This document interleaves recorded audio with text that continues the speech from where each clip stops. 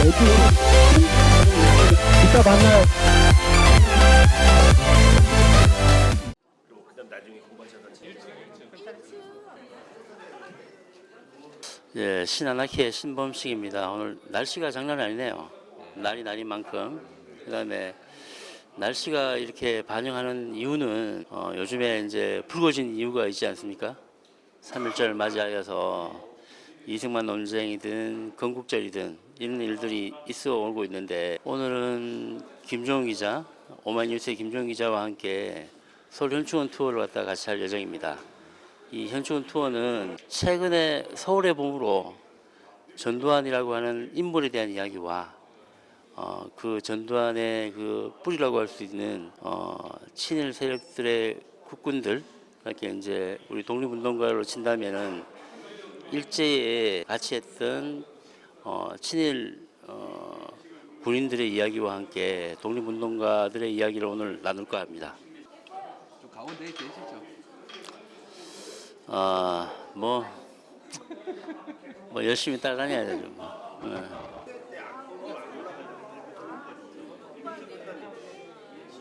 오랜만입니다, 김종 기자님. 네네네. 오늘 뜻깊은 날인데 이번 3일 현충원 투어에 앞서 소감과 투어의 의미에 대해서 간단히 말씀 좀 해주시겠습니까? 2018년 12월에 시작을 했는데 오늘이 36차예요. 이곳 현충원에 애석하게도 국가공인 친일파들이 좀 많이 잠들어 있고 그 국가공인 친일파들이 애국지사 머리 위에 잠들어 있어요. 그다음에 이 불편한 현실을 좀 알리기 위해서 투어를 진행해왔고 오늘 3.1절 105주년이다 보니까 그 의미를 좀 더 되새기기 위해서 여러 시민들과 함께 하기 위해서 왔고 무엇보다 오늘 36차 투어인데 253명이 신청을 했습니다. 네. 야, 대단합니다. 근데 네네. 몇 분이나 오실지 솔직히 모르겠어요. 네. 뭐 그래도 미리 한번 파악했던 인원들 하는 만큼. 신청하신 분이 250. 근데 아침에 지금 못 오시긴다고 하시는 분들이 그래도 한 10수명 돼가지고 그래도 200명은 가뿐히 넘지 않을까 싶어요. 네. 한번 처음에 갔을 때가 아마 2018년도일 것 같은데, 야, 그럼 완전히 김종훈이라는 브랜드가 된 것 같아요. 그러니까 저로서는 제가 이거 비영리 공익 목적의 투어를 계속 유지하고 있는데 저로서는 좀 애석하고 아쉬운 게 하고 싶지 않아요. 근데 현실이 바뀌지 않으니까 할 수밖에 없는 것들이 다행히 고마운 점은 이런 투어를 사람들이 계속 동참해 주는 분들이 많아지고 있다는 거 이게 고맙죠. 네. 어떻게 진행될까요? 영화 서울의 봄 때문에 투어의 형식 좀 많이 바뀌었어요. 그 기존에는 원래 친일파와 애국지사 중심으로 좀 투어가 진행이 됐다면은 이제는 서울의 봄 때문에 이곳 서울연충원에 잠들어 있는 그 서울의 봄 속의 주인공들, 당시에 12.12 반란에 맞섰던 참군인들의 묘역도 같이 살피게 됩니다. 그러니까 동선이 상당히 길어졌어요. 자연스럽게 참군인과 독립군을 찾아가는 그 투어가 같이 이루어지는 겁니다. 요즘에 건국 전쟁으로 그 때 아닌 역사 논쟁이 불거지고 있지 않습니까? 그러니까 이승만 또 기념관도 송현동에다가 이제 지어진다고 하고 여러 가지 일들이 있는데 뭐 이런 문제에 대해서 뭐 어떻게 생각하시는지. 역사는 말이에요. 제일 중요한 게 흐름이에요, 흐름. 근데 그 흐름을 놓고 부분적으로 발췌해가지고 자기 입맛대로 골라서 역사를 보는 순간 역사는 왜곡돼요. 지금 건국전쟁이 딱 그런 스타일입니다. 그래가지고 제가 우리 투어 코스 속에 이승만 대통령이 있거든요.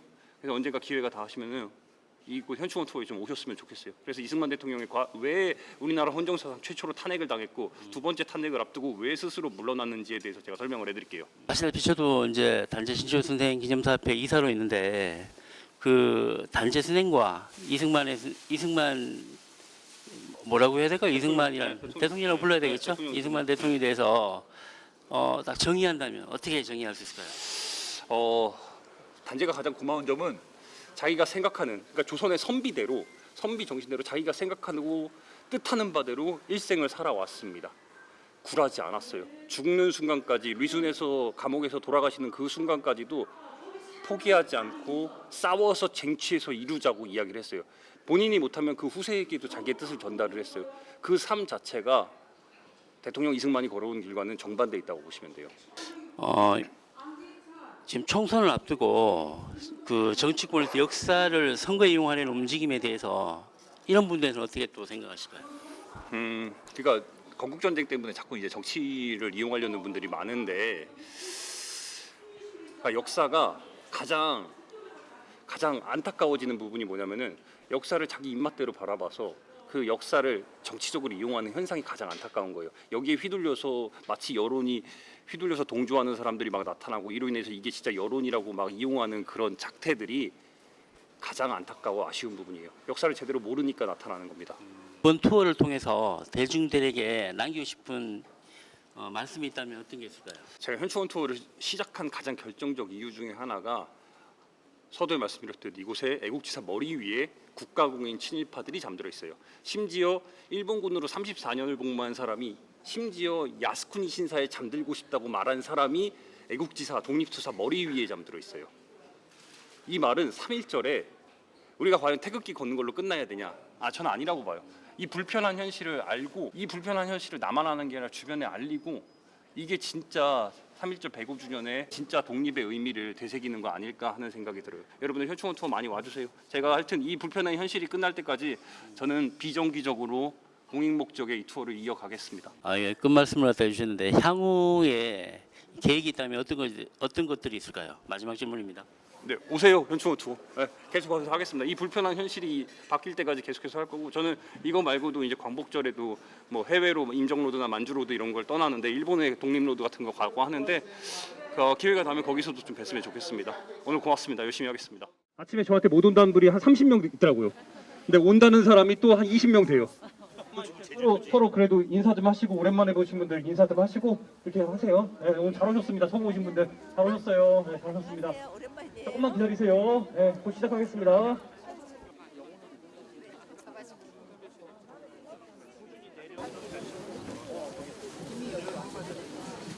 아까보다 날씨가 많이 나아졌어. 그래서 서울에 보면 여파가 컸구나. 인원이 늘어나는 게. 김우랑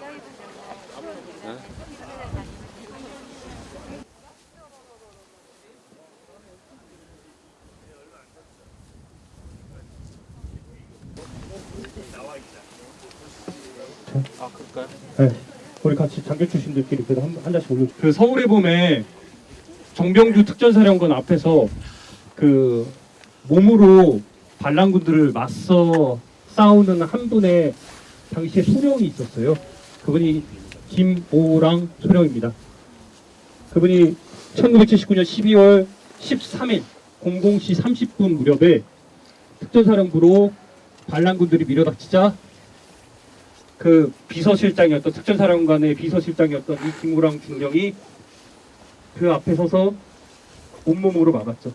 그 야산에 안매장됐다가 육사 동기들이 정말 굉장한 반란을 일으켜가지고 이곳에 현충원에 안장될 수 있었어요. 여러분 김우랑 중령의 얼굴은 제가 패드를 조그만 걸 준비를 했는데 잘 안 보이네요. 네, 그래서 일단 같이 올려놓겠습니다. 전국에서 200명이 넘는 우리 선생님들이 참군인 김호랑을 생각하면서 이곳 서울현충원에 왔습니다. 일도 공념. 매번 올 때마다 김호랑 중령의 묘에 대해서 김호랑 중령의 삶에 대해서 여러 가지 말씀드리는데 저는 여러분들 덕분에 역사가 진보한다고 생각해요. 무슨 얘기냐면은 김호랑 중령은 처음에 이곳에 현충원에 안장됐을 때 김호랑 소령이었어요. 근데 여러 시민들의 관심과 노력 덕분에 김호랑 소령의 묘가 김호랑 중령으로 격상됐어요. 육군 소령 김호랑이었으나 육군 중령 김호랑으로 바뀌었어요. 근데 애석하게도 그의 부인 백영옥 여사가 있어요. 백영옥. 원래 이제 북한 출신이에요. 근데 일사후퇴 때 부산으로 내려와서 부산대학교 간호학과를 나왔고 김호랑 중령이랑 연애 결혼을 해가지고 결혼을 했는데 애석하게도 이 백영옥 여사가 특전사령부 관사에서 살 때 남편이 계속해서 너무너무 바쁜 상황이니까 남편이 계속 안 들어오는 거야. 근데 그날 저녁에 12월 12일 날 저녁에 남편에게 오랜만에 전화가 왔어요.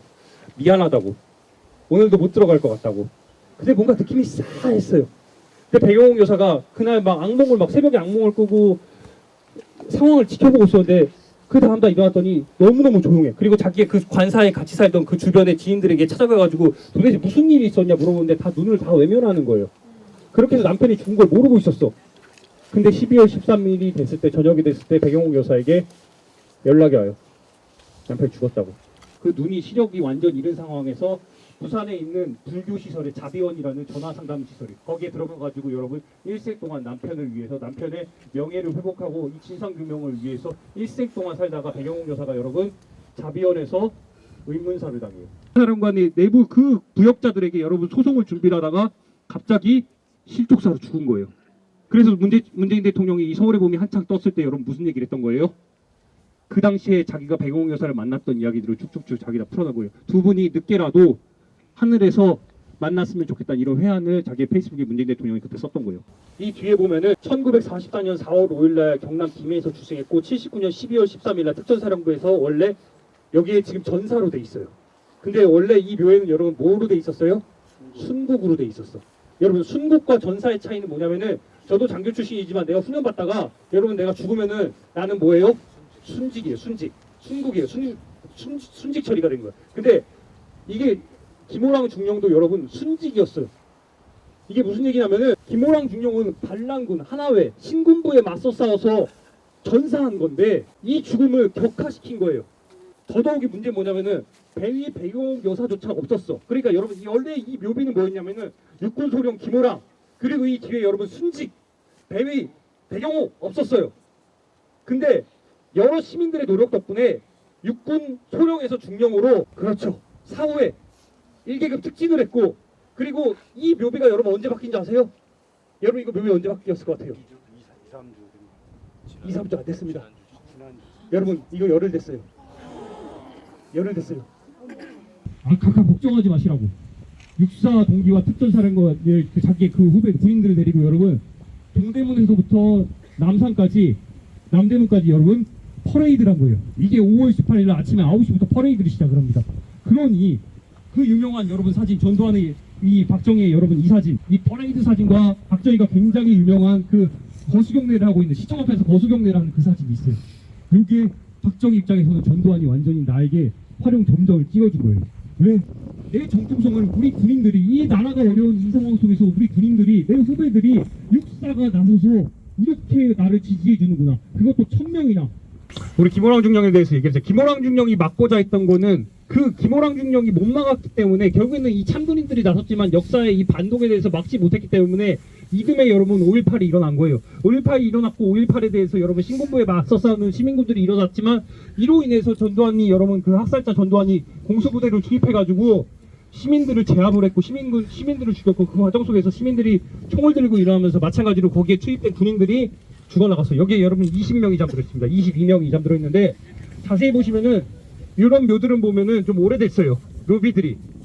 근데 여러분 지금 제 앞에 있는 내 이름은 밝히지 않을게요. 제 앞에 있는 묘비들은 살짝 이 라인 쪽으로 보시면 다 새 거예요.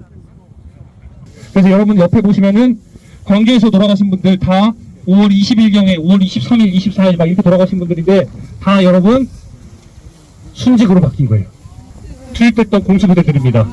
그래서 그 당시에 시민군에 맞서다가 시민군의 평탄에 죽은 군인들이에요. 시민들을 죽인 거예요. 그러니까 이 사람들의 묘비에는 당연히 뭐가 있어야 돼요? 그 과정 속에서 죽은 군인들은 전사로 돼 있었어요. 근데 역사가 진보하고 발전하니까 여러분 뭐가 돼요? 순직으로 바뀐 거예요. 어떻게 되고? 전사로 바뀌고. 이게 의미가 있는 거예요. 우리가 지금까지 여러분 계속해서 관심을 갖지 않았으면 이 사람들은 여러분 어떻게 돼요? 그냥 똑같아요. 변화가 없어요. 계속 이어진 거예요. 근데 여러분들이 우리가 걸음을 잇고 하다 보니까 근데 제가 한 가지 진짜 당부드리고 싶은 건 뭐냐면은 여전히 육사에서 제가 이따 육사가 왜 홍범도 장군을 비롯해서 그 지랄병을 떴는지 제가 말씀을 드릴게요.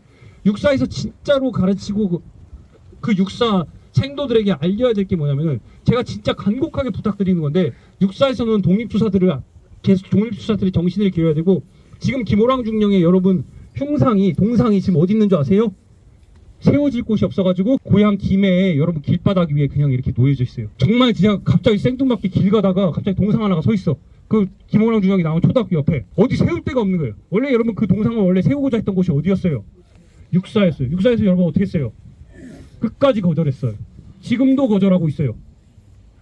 육사에서 제대로 된 정신 박힌 놈들이라면 국가공인 친일파를 여러분 거기다 영웅이라고 세우는 게 아니라 육사에서 제대로 된 정신이 막혀있다면 자기의 선배, 반란에 맞섰던 선배, 참군인을 여러분 해야죠. 근데 지금까지도 거절하고 있어요. 이런 과정 속에서 작년 8월에 독립투사 5명, 홍범도, 김좌진, 이회영, 지청천 이런 5분들 여러분 어떻게 했어요? 흉상 빼낸다고. 육사가 왜 그렇게 난리를 치는지 육사의 뿌리가 어디인지 제가 이따 친일파 배역에서 설명을 해드릴게요.